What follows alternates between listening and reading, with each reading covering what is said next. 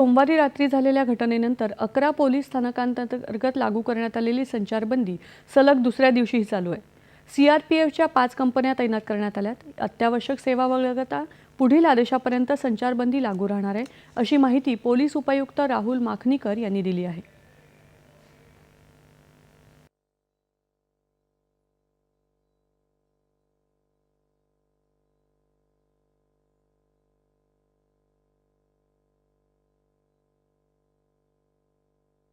वेगवेगळी पथकं आमची काम करतायत। त्या दृष्टीने शहरामध्ये तिन्ही पोलीस स्टेशनमध्ये इन्व्हेस्टिगेशनची वेगवेगळी पथक लावलेली आहेत।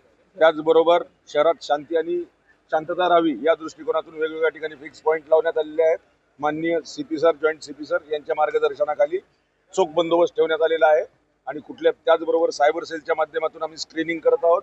जे काही इनपुट्स मिळत आहेत त्या इनपुटच्याही आधारावर आम्ही कारवाई करत आहोत। दरम्यान शहरात शांतता राहावी यासाठी नागपूर पोलिसांनी काल चिटणीस पार्क इथून रूट मार्च काढला। ज्या ठिकाणी काल तणावाचं वातावरण होतं तिथून पोलिसांनी हा रूट मार्च नेला। पोलीस आयुक्त रवींद्र सिंघल यांच्या नेतृत्वाखालच्या या रूट मार्चमध्ये वरिष्ठ पोलीस अधिकारी सहभागी झाले होते। या घटनेप्रकरणी आतापर्यंत 5 गुन्हे दाखल झाले असून 50 जणांना अटक करण्यात आली आहे।